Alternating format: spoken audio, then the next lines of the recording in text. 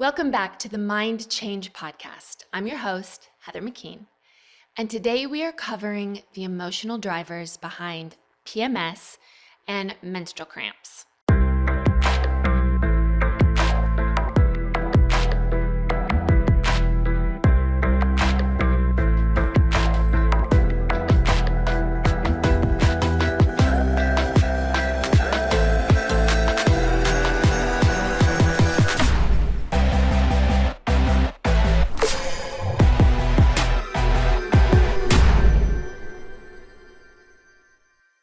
This is another condition that we have just learned to accept as normal or to be expected, but it wasn't always this way. I personally struggled with heavy bleeding, major PMS, and cramps for most of my life until I began working through my past traumas, limiting beliefs, and core wounds. The main emotional driver behind these conditions is the suppression of feminine power and energy. Now, the fact is, most of us have grown up in a very patriarchal culture where masculine and feminine roles have been maligned and misrepresented. Very few of us have seen healthy dynamics in that topic, and our bodies are speaking out. This idea around PMS, around your period or your menstrual cycle being negative or a hardship is one that unfortunately many teens are projected upon. And it's been something that I heard, something that I struggled with when I was young. This is 30 plus years ago, more than that. But anyway, I think it's one of those things that we just now put on people. And it doesn't have to be that way. Over time, as I've healed, I've found other communities that speak about our cycles in such a healthy, positive, and wonderful way. And me healing my own stuff about this has really helped me with my own daughters and their journeys. So this is something that can be changed, should be changed. Because if we go through thinking this way about something that happens to us every month, then it is something that has a profound impact on our life, the way we think and the outcome of our choices. I also personally think that our maligned relationship with our menstrual cycle is one of the main reasons that we have this epidemic of menopause, and it being something very negative. Again, these things were very rare hundreds of years ago, even probably 100 years ago.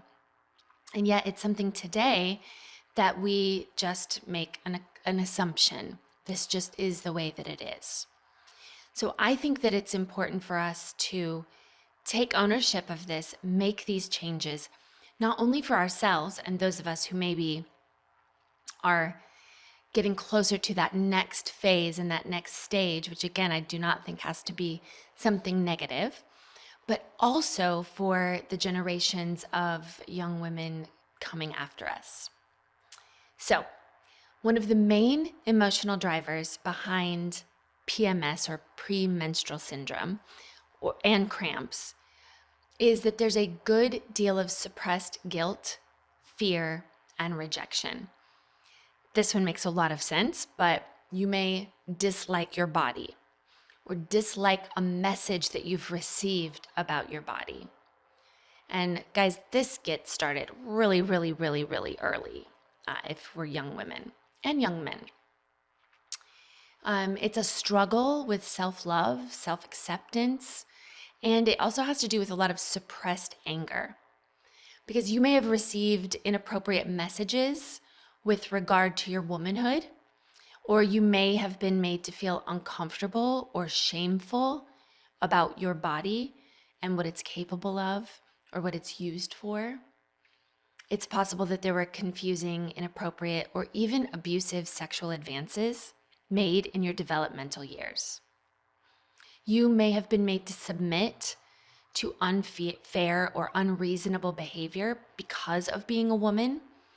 And you may have been made to feel badly about engaging in or being influenced by stereotypes or gender limitations. These are things we don't, necessarily know that we're being exposed to when we're young. It just is. We don't possess the brain hardware to think through these things. And so as young girls, if we are being inundated with direct messages or even just cultural influences that we are somehow less than, that we are put upon, that we are overly responsible in a way that is different from another gender, then those are things that we internalize.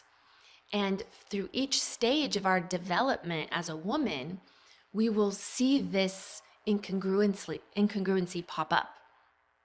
The incongruency is that we are made beautifully and wonderfully, and that there are amazing things that we can do. And there really was never meant to be this polarity of power the way that it's been put upon us and demonstrated culturally. So those tend to show up at these particular stages. The onset of menstruation is going to be one of those big ones, and how we feel about that, how we perceive that, is going to influence how we feel on a monthly basis during these times.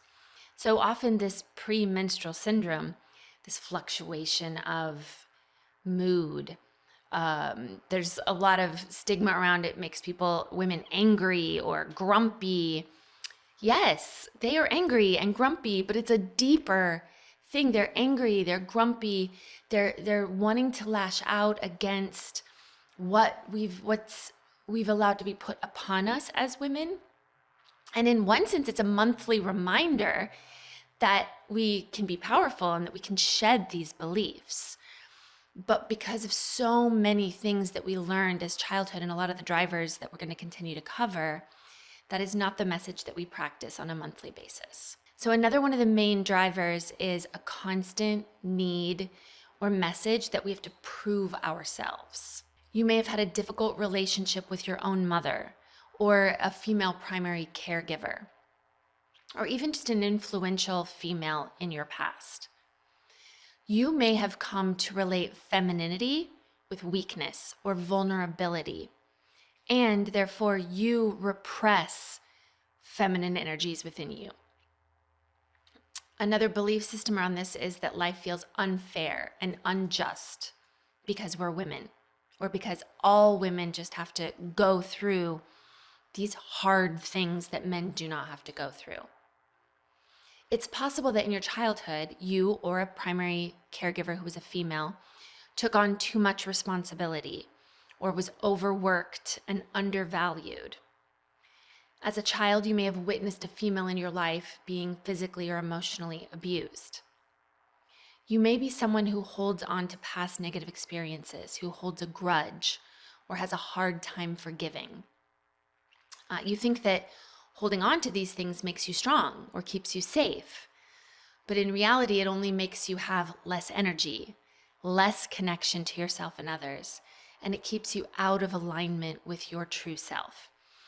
And again, if we think metaphorically about what is happening within our body, that the lining of the uterus, of course, biologically to have an environment to have a fertilized egg and to develop a child.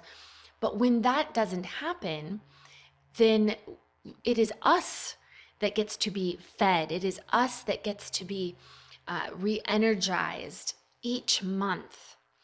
And if a lot of energy is going toward how unfair and how hard, and it's a hardship, then that's what we're holding on to, and we're missing that opportunity every month to be reborn ourselves, or to feed and energize our own spirit and soul. So a lot of women, they want to be successful, but they relate success to power, and power subconsciously to masculine energy or masculine qualities.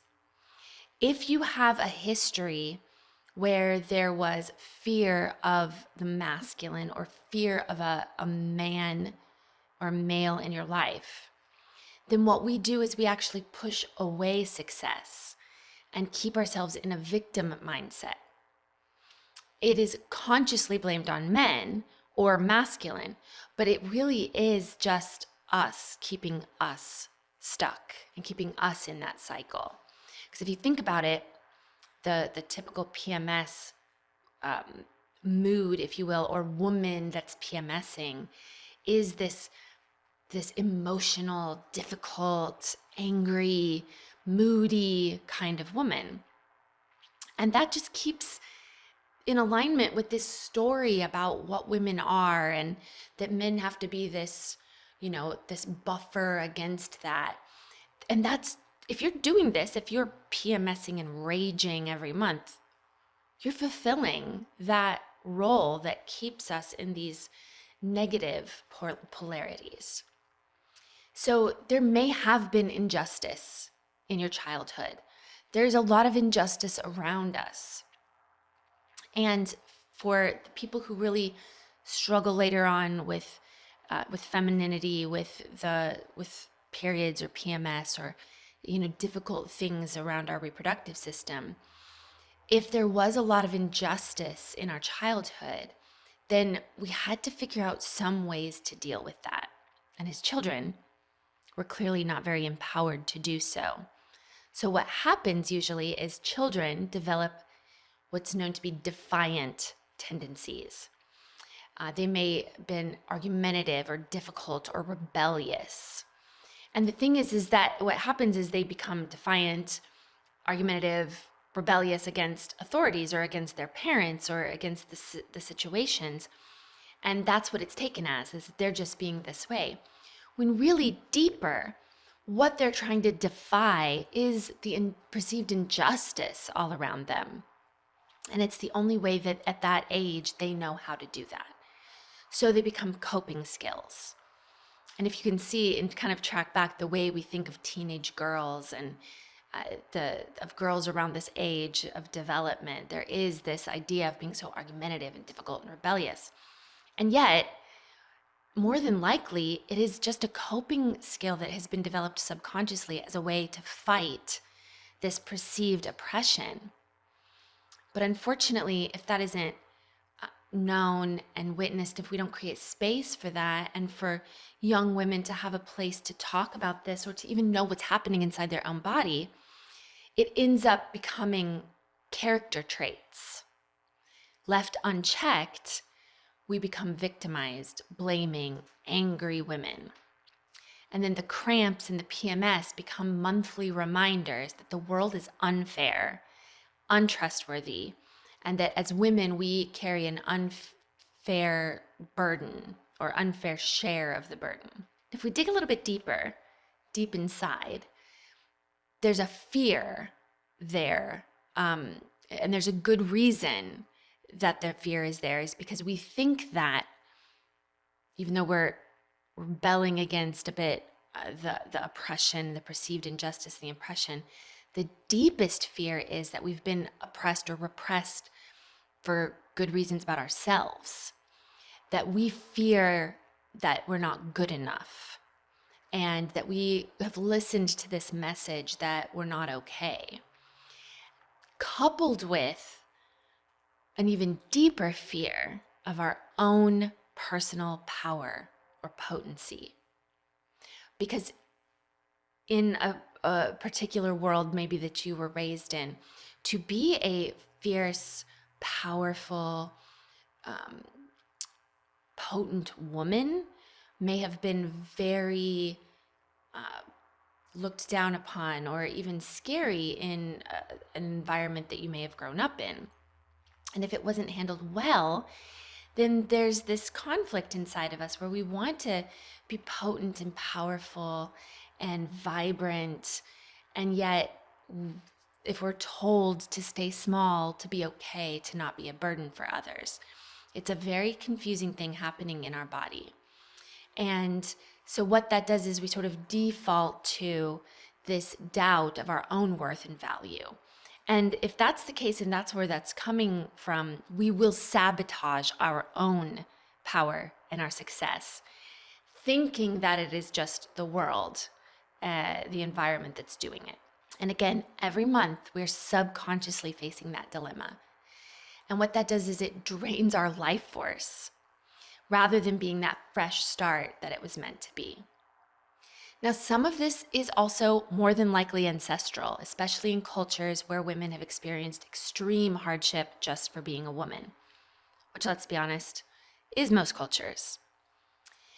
For some, PMS or menstrual difficulties are subconscious ways to take a break, to be alone, or even, and let's be careful if we judge this, but to get sympathy that you may not otherwise accept.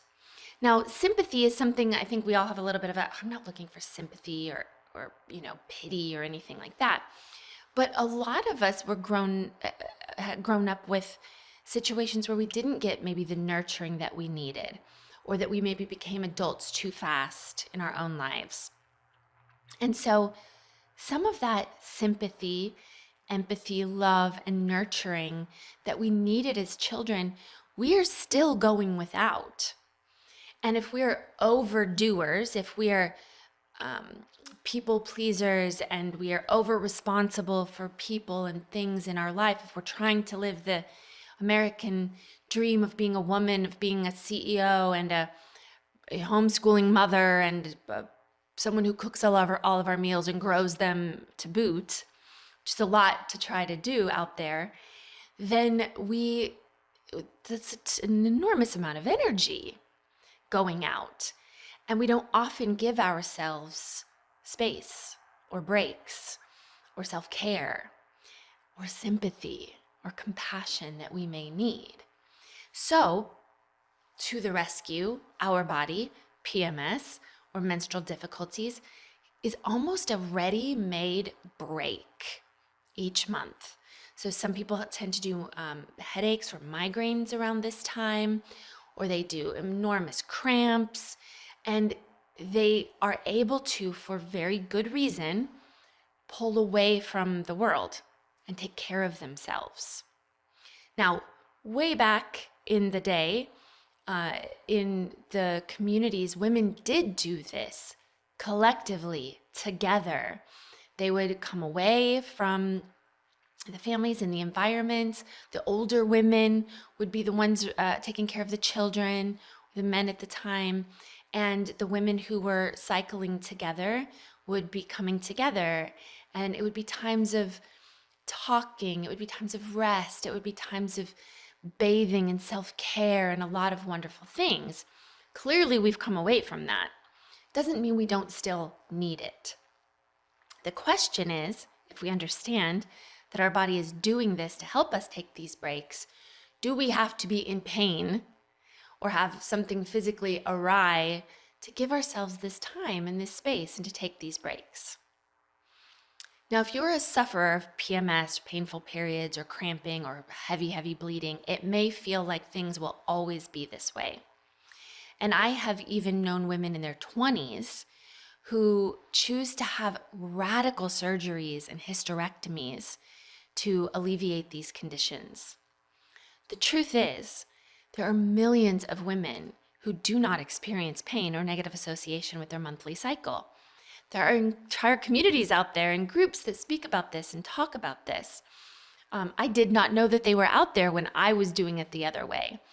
But since healing a lot of my own stuff, I can speak firsthand to the difference that it's made in my life to view my menstrual cycle differently. Since I began my menstrual cycle, I think I was 12 or 13 at the time. I believe I was 12. I had been plagued with every possible problem. So I did the irregular periods. I did the extremely heavy flows, very painful cramps, migraines, horrible mood swings, and many of the other symptoms prior to starting my period each month. And at the time, doing the best I think we all could at the time, being taken to the doctor, I was put on birth control pills to help mitigate these symptoms. What I did not know at the time was how much those synthetic hormones would really wreak havoc on my young developing system. But it was something that I hated, I complained about, and I believed was just another thing that women had to suffer through in this life. If you know my history, that lines up very much with women being abused and taken advantage of. Today, and for the past 10 plus years, none of that is true. My cycle is a breeze. In fact, I am to the day, 28 days, maybe a day or so, like here or there, one or two, but rarely ever. And the other thing is, you'd think I'd have gotten used to it by now. It comes and I'm like, oh, well, there you are. I do track it, but I'm not like waiting for it to come. So I no longer feel at war with my body. I've done so much of the healing that it's easy, breezy. It's like not an issue anymore. And I use it as an opportunity now each month to think through, what do I need to shed? Like, what are the layers that I may have been holding on to, especially around my femininity and around that masculine feminine battle. And so it is a great opportunity of healing each month for me.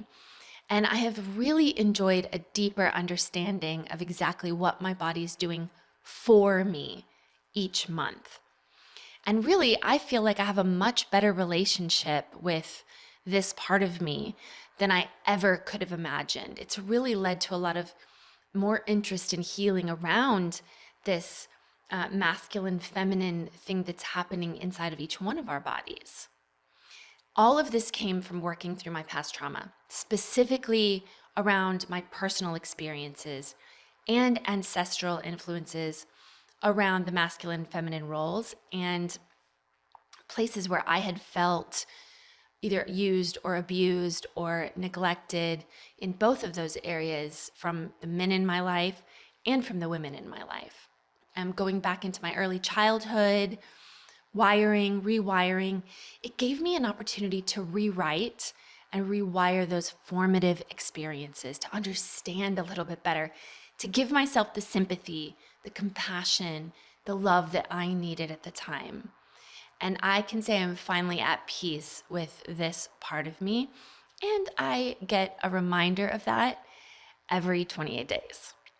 I also fully believe that this is going to impact, as I said before, my personal relationship with the next stage of my journey, which we all call menopause, which is just the stopping of that particular, the menses at least.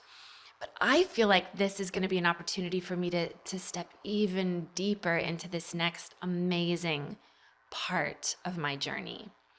So I don't plan on doing any of the typical things that people associate with menopause, but I really believe that that comes from the healing that I'm doing now, the healing that I've done around this part of me. So remember, it's always important that we understand that our body is not against us. Our bodies are for us. And if our body has an ailment, pain, or dis-ease, it serves us to listen to it and to find out what it has to say. I look forward to seeing each one of you every other week to dive into this continually fascinating topic. Again, please and thank you for all those 5-star reviews. Comment on a disease, symptom, or ailment you would like to hear us cover so that we can really be covering the things that you want to hear and that interest you. And we would ask if you would please share the podcast, these episodes, or the Mind Change community with others out there. You never know who really needs to hear the information that we have to share. So until next time, thanks for joining us on the Mind Change podcast, where we are changing the world one mind at a time.